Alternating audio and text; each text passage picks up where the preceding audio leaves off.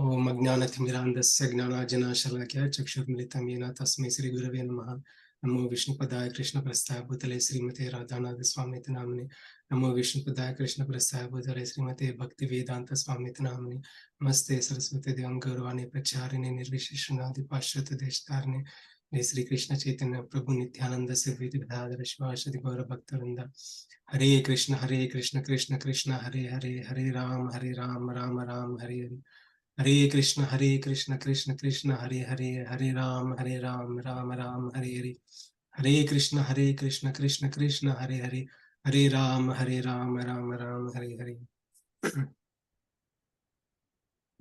Hello everyone, namaste, Hare Krishna. Welcome to our Gita study session. So we completed three chapters of Bhagavad Gita, and we'll begin chapter 4 today. I'll give a quick overview of previous chapters. I'll go like high level 1 and 2, and third chapter little more detail, and depends on time we'll go chapter 4. So in the first chapter of Bhagavad Gita, it starts with Arjuna looking at his family members on the other side. He was totally grief stricken, and he leaves aside his bow and arrow. Tears was flowing from his eyes, and he gives various reasons why he doesn't want to fight. Arjuna says, Krishna, I don't want to fight. And it continues in the second chapter also. And Krishna chastises Arjuna, and he says, that is your duty, and you have to do your duty. And Krishna addresses all the concerns of Arjuna. Arjuna raises various concerns, like almost 5 concerns he raised, and Krishna gives answers to all those things in the second chapter. Okay? And on a high level, Krishna emphasizes working, like Arjuna, that is your duty and you have to work. So not just working, but work with proper consciousness, buddhi, apply buddhi, intelligence, work like a karma yogi. Right? So how to work like a karma yogi? One has to work for the pleasure of the Lord, as a service to the Lord, without expecting anything in return. Success or failure, offer it to the Lord, and do not get too much attached to the work itself. Just do works for the sake of doing. So Krishna says, by such work, when you do work like that, eventually your consciousness gets purified. Your attraction towards material things will be reduced, and you'll come to the state of a self-realized soul. A sthita prajna, a self-realized soul, and you'll be undisturbed by any material things. Arjuna, that ends the second chapter. And after hearing that, Arjuna wanted that thing. He wants to become a self-realized soul. He says like, okay, Krishna, if my goal is to become a self-realized soul, why can't I renounce? Let me go and renounce. I renounce everything and become sannyasi, and I'll work on it. I'll work on my goal. So Krishna says, no, that is not for you. So that's a question raised by Arjuna in this first verse in the third chapter, that he wants to renounce. He wants to renounce, and he asks, like, what is good for me? Why are you engaging me in this fighting if that is good, if my goal is to attain liberation? Okay. Then Krishna says, I talked about few things. One is the path of karma yoga. What are the role responsibilities you have? Continue doing it and you can attain perfection. Another path is like, once you attain perfection, you can continue that and move forward. Okay. But if you artificially renounce without proper purification of mind or consciousness, you go to jungle and meditate, right? And your mind is still thinking on this material attractive things, right? And you cannot progress anyway in the jungle, right? So then you'll be called as a pretender. Okay? So better you work, you be in this world, you don't have to renounce the world, you be in this world, you work like a karma yogi. And Krishna says, Yagnardat karmano yatra lokoyam karma bandhanat. You work as a yagnardat for the pleasure of the Lord, as a service to the Lord, then you can avoid this bondage from karma. Any action we do, it brings a karma. So when we work for the pleasure of the Lord, service to the Lord, offer the result to the Lord, success or failure, bringing God in picture in our activities. So then we can avoid this bondage of karma. When we don't have karma, that means like we are good.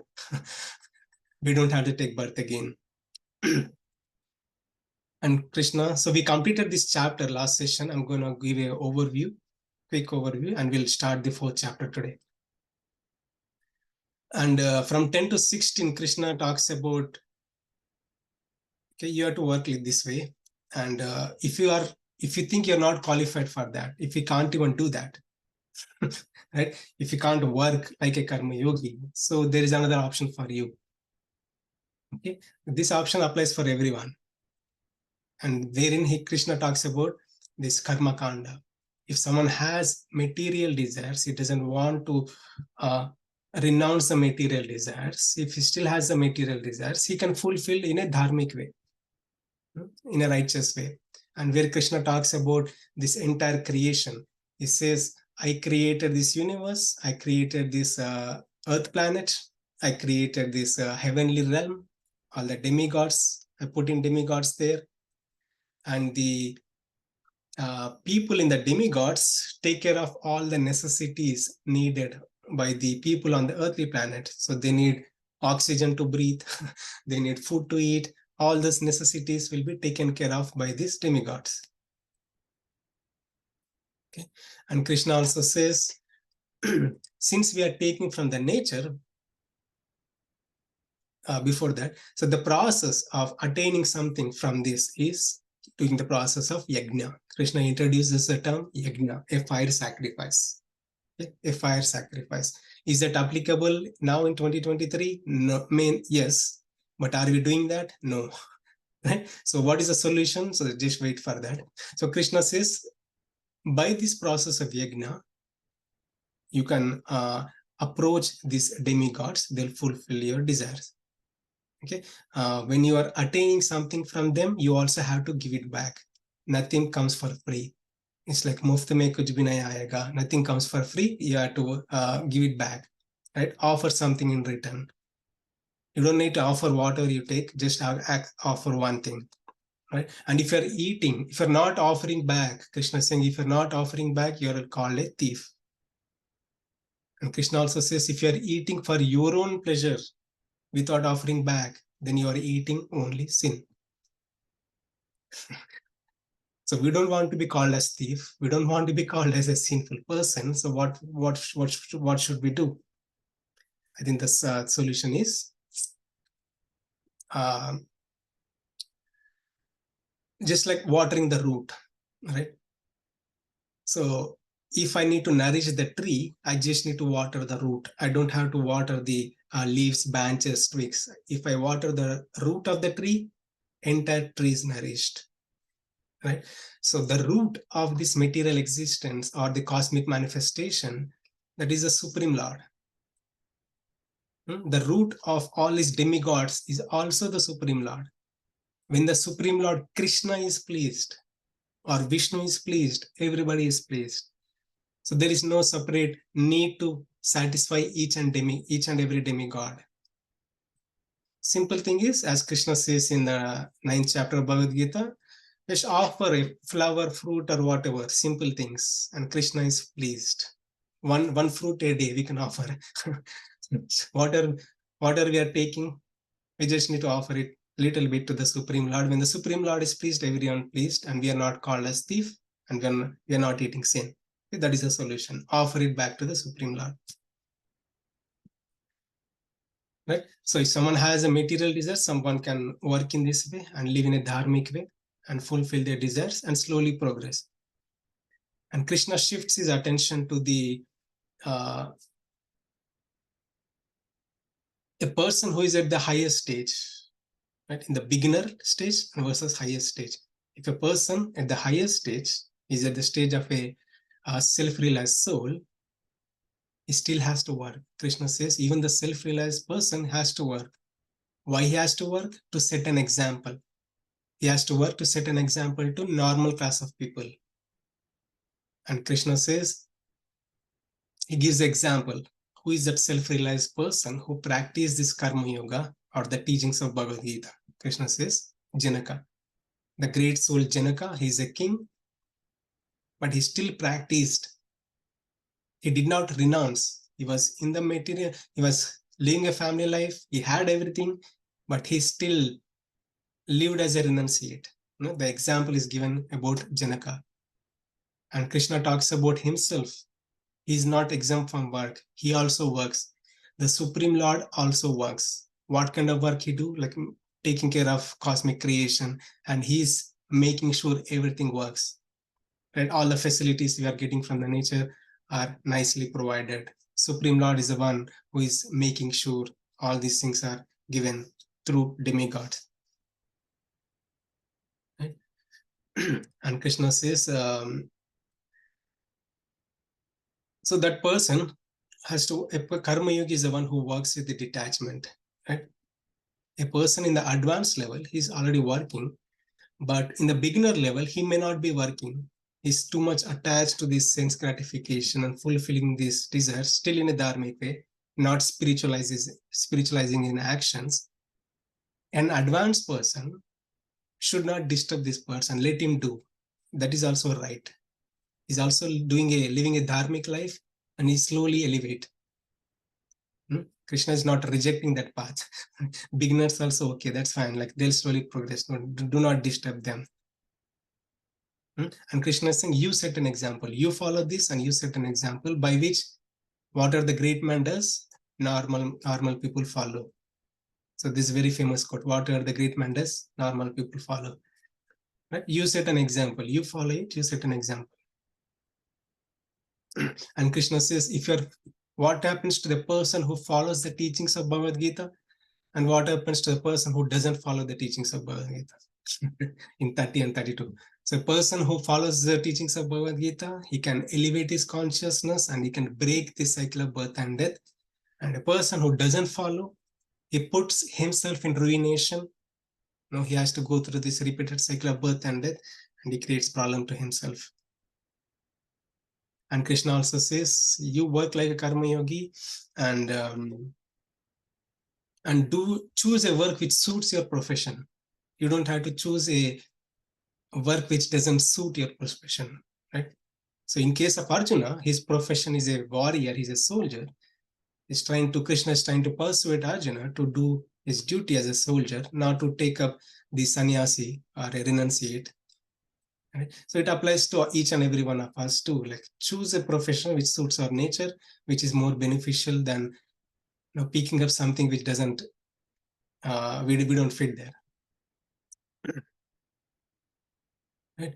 And we also pulled, by our nature, like if in case of Arjuna is a warrior, is a kshatriya, is a soldier, right? So by his nature, he commands, demands, he does administration, he has to fight, protect, right? Those are his qualities by nature. By material nature, he's pulled to do those actions. If he takes up the renunciate, go to jungle, and by nature, he does water, by nature, he does the same thing in the forest also. Right? So that's what not Krishna is saying, like don't take up those kind of activities which doesn't suit your nature. Okay. And one has to work without in the path of self-realization. Krishna makes another point. You're working like a karma yogi and advancing, and in the path of self-realization, there is one obstacle. Two obstacles. One is raga and dvesha. Raga means attachment towards the material things, and also hatredness, like hating. If someone is stopping my attachment or I'm trying to fulfill my desires, and if someone is stopping me, then I'll become hatred towards that person, right? See, raga and dvesha are biggest obstacles in the path of spiritual advancement, or even to live in this material world. Krishna is saying, like, stay away from this raga and dvesha. Now, Arjuna, after hearing this, he asked a question. Okay, Krishna, I follow you, whatever you say. But there is a force. There is a force which always pulls me towards the wrong side. I want to go forward, but there is a force which is pulling me backwards. Right? So what Arjuna wants to follow, in case of Arjuna, it is karma yoga, right? He wants to do his work and not to commit any sinful actions, and not to do any actions like for his own sensual enjoyments. In case of us also, like any making spiritual progress or doing some good things, like there is always a force which pulls us back. What is that force? So that's when Krishna talked about that in 36 to 43. When Arjuna asks this question, he says that is lust. Lust. One would surprise, what is lust here? Lust is not a lust between men and women, but it is the intense hankering. It is born of desire, attachment, born of desire. The intense hankering, like I want this, I want to enjoy it, I want it right now. This intense hankering, that is the one which creates problem. That is the force which pulls you backwards, even though you want to go forward. Right? And Krishna talks about this lust, how it gets created, first of all, in first place. Kamayesha, Krodayesha, Rajoguna Samudbhavaha. This is something which is born out of Rajoguna, that is mode of passion. When we live a life of mode of passion, that's the person, I think we all know this, mode of passion is someone who is very aggressive, right? Doing multi things, like always restless mind. So that is because of the mode of passion. So why we are in the mode of passion? Various things contribute to that. So the biggest thing is food, the food we eat, and the lifestyle we live, and also the past life impressions. We always have been like that, and we are still like that in the mode of passion and ignorance, right? So Krishna is saying this lust, which is born of mode of passion, which later transforms to anger. When I want to really fulfill my desire, I want it right now. If someone stops it, I'll go crazy. Then comes anger. Krishna says, Mahashino Mahapapo Vidyanahi Vairinam. This is the biggest enemy. You need to conquer this lust, intense hankering. You need to conquer it and keep it under your control. Right? And Krishna also talks about there are different layers of covering this lust, the intense hankering for material enjoyment, that has different levels of covering. So some people have light covering, some people have medium covering, and some people have dense covering, deep covering. So Krishna gives example of a fire covered by smoke. Is fire covered by smoke? When you lit a fire, there is a smoke, right? So fire covered by smoke. So that is a light covering.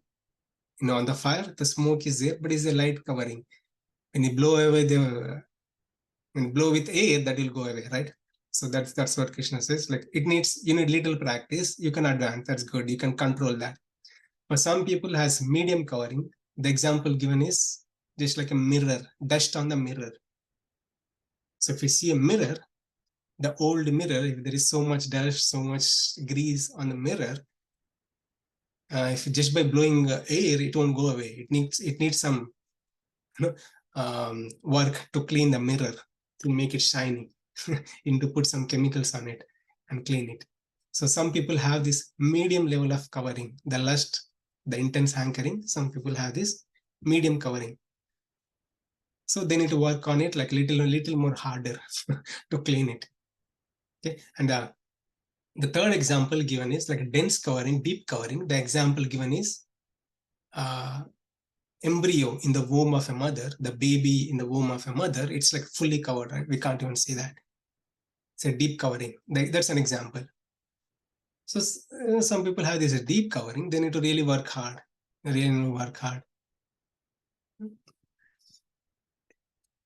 So people have these different levels of covering. So where is the location? So Krishna talked about this enemy, Nitya Vairi, the eternal enemy is lust, the intense hankering to attain things. So, and people have different coverings. Less covering, medium covering, and dense covering. And where is this enemy located? Now that we know the enemy, where is this enemy located? And Krishna says three things, three places. One is at the senses, mind, and intelligence. Senses, mind, and intelligence are the three places this lust resides. No, we can touch our sense. I mean, we can touch our sense organs like eyes. we can't. I mean, we can touch our mind, though. Mind and intelligence. Those are not even visible to us, but they reside. Right? So it's like on the sense level, how it works. When you look at the something, if we have this intense hankering, we try to go and get it. Right? So senses pull us towards that object. So this object could be a gold, a car, or a woman, or anything, any material object, right? Any object. We can put any object there. So this hankering, it is which is in our senses, which pulls us towards the direction. And which makes us to do sinful actions, cross these boundaries of dharma and go beyond dharma. And that's the answer Krishna is giving, like which pulls us towards adharmic activities. That's intense hankering to enjoy the material things. Right? So it is on the sense level. That is the first level. So one may say, okay, I'll cover my senses. I cover my eyes. I can't see that object now.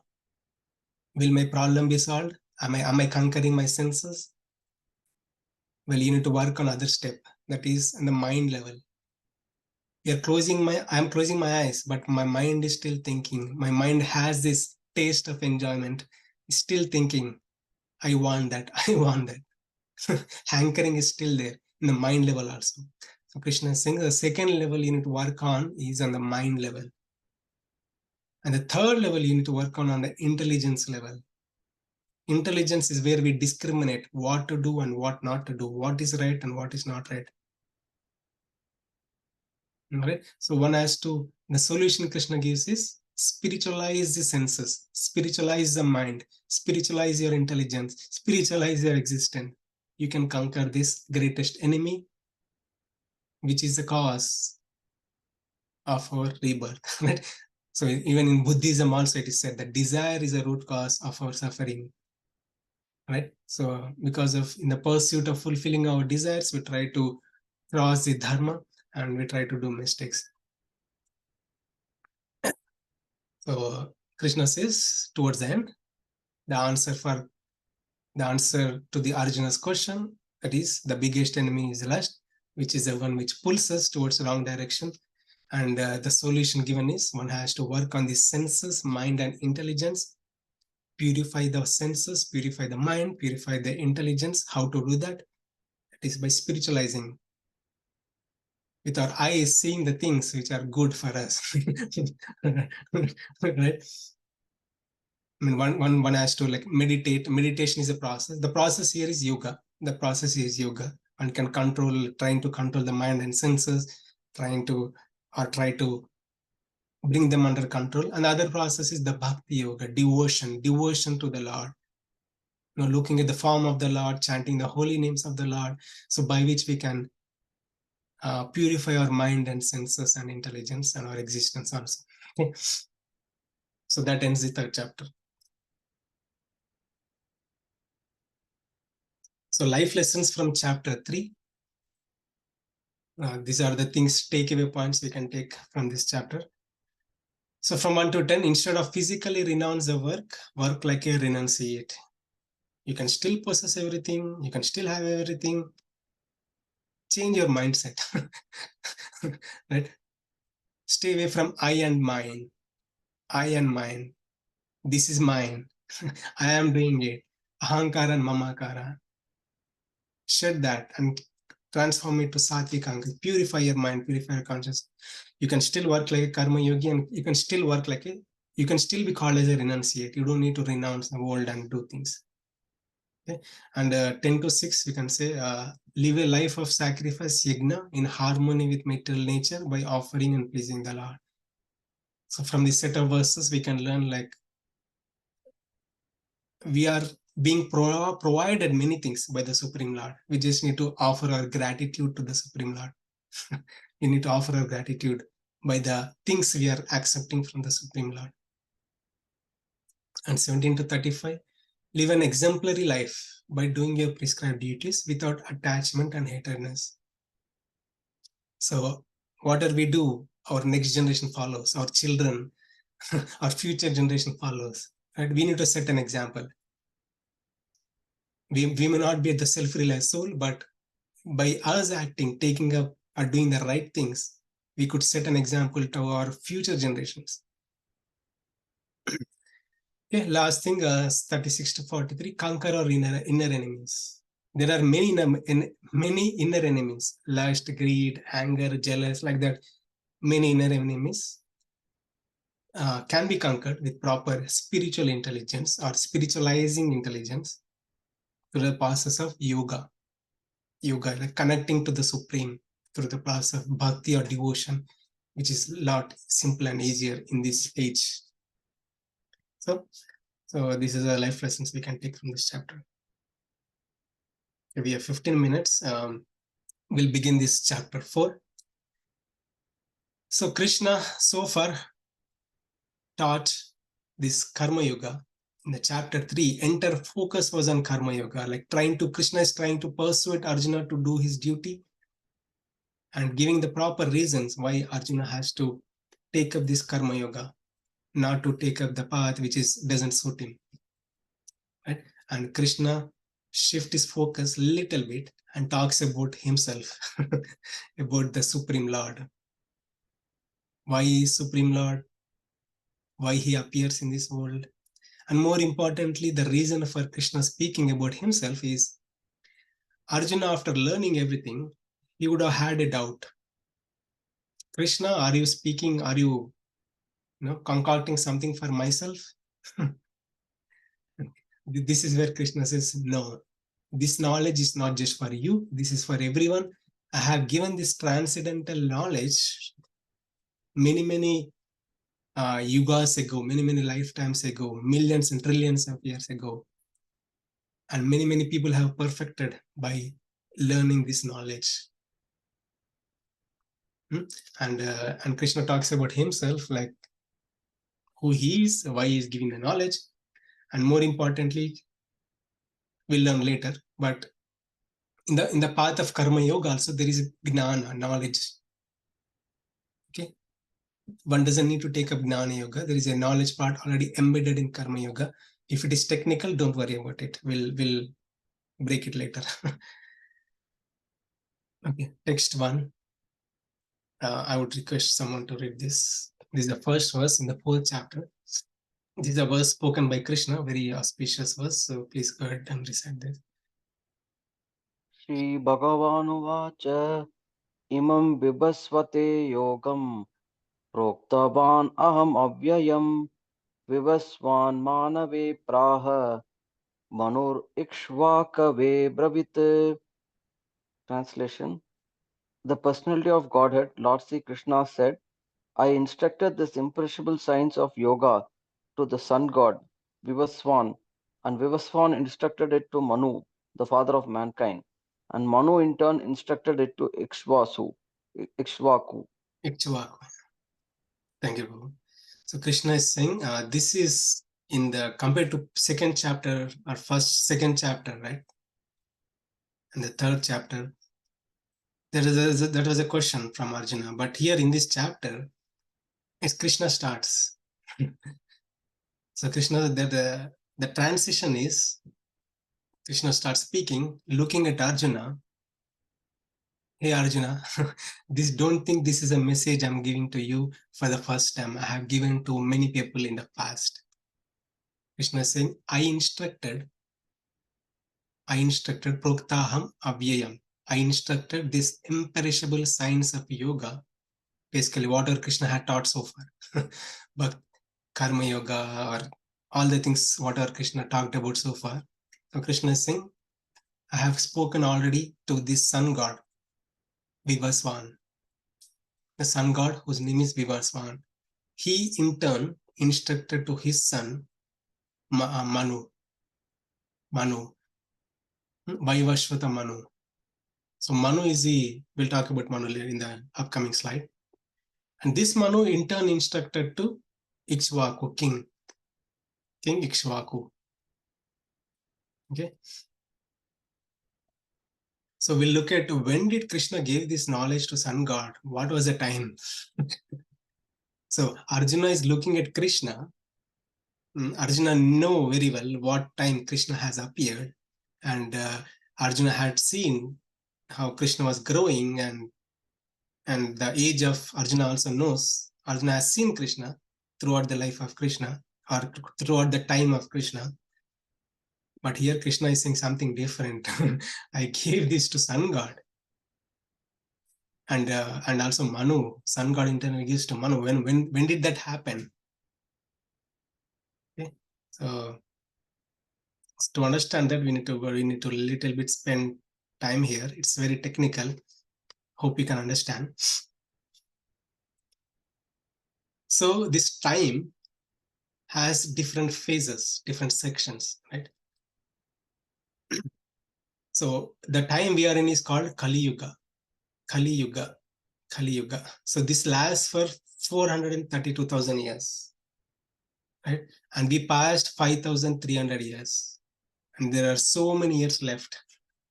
There are so many years left. We'll be past very few. So the universe or creation is not going to come to end. People saying that universe is going to come to end. No, there is so many years left. Nothing is going to come to end. So they are in Kali Yuga, right? And there is another Yuga that was there before us, that is Dwapar Yuga. So the duration of it is, the Kali Yuga is 432,000 years. And the duration of Dwapar Yuga is twice of it, 2 times. Okay, 2 times 432,000, right? And the Treta Yuga is like 3 times, and Satya Yuga is 4 times. And this is still just one yuga cycle. One yuga cycle. And Lord Krishna appeared in the Dwapar Yuga, towards the end of Dwapar Yuga. And Lord Rama appeared in the Treta Yuga. It's like millions of years ago. And we still know Lord Rama. We still have the temples. In our Hindu temple in St. Louis also, there is the deity of Lord Rama. So nothing is lost. Even though it's millions of years ago, it's still there. It's still continuing. That our tradition is still continuing, right? The tradition of Sanatana Dharma. And the Lord Narasimha, Varaha, Narasimha, the Lord who came in the form of a lion. It was not even in this Satya Yuga. He came like very long back. Very, very long back. Like billions of years ago. So anyway, so this is one Yuga cycle. It's one Yuga cycle. Okay. So likewise, one Manamantra lasts for 71 Divya Yugas, 71 of these cycles. So one Divya Yuga lasts for 4.3 million years, and 71 times of this is one Manamantra. Right? So likewise, one day of Brahma is 4.32 billion years, like 14 Manvantras, plus some Sandhyas. Anyway, not getting into the detail, not to confuse you, but this life of Brahma is like 100 years. 100 years. Life Brahma lives for 100 years. That is 311 trillion years. 311 trillion years. Okay. So what Krishna is talking about here is the current age of Brahma is 51. He's 51 years old. He completed his half century. He's going to live for another 50 years. Right. So So what Krishna is talking about is, I given this knowledge to Manu. Which Manu? Which Manu Krishna is talking about? This seventh Manu. This seventh Manu, Vaivashvata Manu. So Krishna gave this knowledge to the sun god. The sun god internally gave to the, in turn gave this knowledge to Vaivashvata Manu. So Krishna is speaking this verse in this Dwapariga, towards the end of Dwapariga. That means Krishna is saying, I gave this knowledge 28 yugas back. 28 yuga cycles back, I gave this knowledge. 28 yuga cycles. It's like one yuga cycle is 4.3 million years. At 28 times 4 million years. 28 times 4 million years. Krishna is saying, this is not the first time I am giving this knowledge. I mean, yes, 28 times 4 million years. That is the time Krishna gave this knowledge to sun god. That is what Krishna is talking about in this verse. But this is not the first time Krishna gave this knowledge, or Veda, knowledge of Veda, or knowledge of Bhagavad Gita. And he has given this knowledge long before.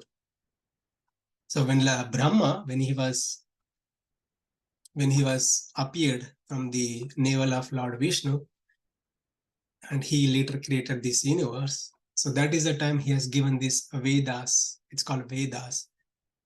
Vedas, Upanishads, everything are given to Brahma, Lord Brahma. Okay? And that is being carried over the period of time. We're talking about billions of years ago. Okay? Billions of years ago. And whenever there is a need, Krishna comes and gives this knowledge, in short. Okay? So he gave this knowledge long back. And Krishna is going to say now in a couple of verses, knowledge is there, but people, the practitioners are gone. That's why I come and give again. Okay, so we'll talk about that verse a little later, but we'll see this nice story. So since Krishna talked about Vaivashvata Manu, and what Krishna said, I gave this knowledge to sun god internally gave to Vaivashvata Manu. So we look at who is this Vaivashvata Manu, and this Vaivashvata Manu has a connection with the Supreme Lord. Okay, and they met before. There's a nice pastime where Supreme Lord appeared in the form of this fish, Matsya Avatara. So this is how the story starts. Okay, once this Vaivashvata Manu, Vaivashvata Manu, he went to a river, and he was doing these oblations, like water oblations. So the kings, they used to take up some water and chant some prayers and throw this water back, and that's how they do the prayers, Sandhya Vandana, early morning prayers. So this Vaivashvata Manu, he was doing that, and he grabbed some water. To his surprise, he saw a small fish. You can see in this picture. It was so tiny fish, very small, tiny fish. He looked at this fish and he was really surprised. And where is this fish came from? Okay, let me put it back. He tried to put it back. He attempted to put it back, and that time this fish spoke. This fish started speaking, and this fish said, King, don't put me back. Don't put me back. This is not the place I want to be. Please give me a shelter. Give me a shelter in your palace. Okay, or give me a shelter. I need a better shelter. Okay, so then this king takes this small tiny fish and go to his palace and puts in a container, a small container where this fish can fit. Right? And to his surprise, this fish grew. It grew within seconds. He dropped this fish into the bowl container, and it grew. It occupied the entire the size of the container. He was literally shocked. This king was literally shocked. Why is this happening? Then this fish started speaking. Now give me a better place. This place is suffocating for me. Then this king gives now he finds a bigger container, little bigger container. he puts this fish into that bigger container. And this fish occupied that container also. He grew. He outgrew and he occupied this other container also. It's like, again, the fish started speaking. King, what is that? You said you give me shelter, but you're not giving me, nice place to reside in. Give me a better place. And this king gets a big, huge container, huge vessel, which is similar to like a smaller swimming pool, right? He puts there. And this fish occupied that also. He grew so big, occupied that big container also. Then this, then again, this fish started saying like, hey king, what's going on? Give me a better place. Okay, this king decided, okay, this fish is something different. Let me go and put it back in the river itself. He goes and tries to put it back in the river. And he says like, okay, this is the biggest place you can reside in. This river is so huge, you can occupy the entire place. And the fish outgrew. The fish grew so big, so huge, it occupied the entire river. So at that time, this Vaivashvata Manu realized this fish is not an ordinary fish, is some celestial being. Then this Manu questions, who are you? No, you're playing a prank on me. Why are you playing a prank on me? Who are you? Then the Supreme Lord that time takes this form. You can see the left side of the picture. He appears like this in the form of a fish, Matsya Avatar. At that time he says, okay, so soon the entire universe is going to inundate with water. It will be filled with water. Okay, and I become this gigantic fish, more bigger than this, and I'll help you to, I'll save your life. Okay, and he further says, you, along with get few other sages, Saptarishis, and also various herbs and various things. You collect everything and make a big boat and tie it to my tail, and I can save you. So little bit about this dissolution, right? So this happens like annihilation. There is a partial annihilation. So Lord Brahma lives for 100 years, and every day of Brahma, he goes to bed, he wakes up from the bed, and everything is dissolved. Everything is dissolved in the water. So what is everything? So you can see in this picture, the second picture down towards the bottom, there are 14 planetary systems, right? Atala, Vitala, Sutala, Patala, and this is planets below the Earth, and there are planetary systems above the Earth. That includes heaven also, right? So beyond the Satyaloka, Brahmaloka, there are two other planetary systems, Tapaloka and Janaloka. Those three only will last, and everything will get inundated, including the heaven. So heaven also lasts only for this time of Brahma, like Brahma's lifetime, like one day of Brahma. So that means like Brahma gets up from the bed, everything is dissolved, including heaven, hell, everything, and he starts recreating the earth and everything. He does rework, lot of rework for Brahma every day. He gets up from the bed. We're talking about billions of years, trillions of years. Right? It happens like that. So that was the time. Vaivashvata Manu, he was about to rule, and that was the time of partial annihilation, partial inundation, partial annihilation, where everything is going to be destroyed. So that's when Lord appears as this fish, Matsya Avatara, to save this Manu, to save this Vaivashvata Manu. Okay, and he saved, and he became the progenitor, and later many things appeared. Okay, so that is the story of this Vaivashvata Manu. This was in connection with the Supreme Lord. So this is what Krishna said. I Lord Vishnu or Krishna. I gave it to Sun God. Sun God in turn gave it to Manu. We already looked at the story of this Vaivashvata Manu. And Manu had a son. His name is Ikshvaku. Ikshvaku. The Supreme Lord Rama appeared in this dynasty, Ikshvaku dynasty. Okay. So that is how the knowledge has been given.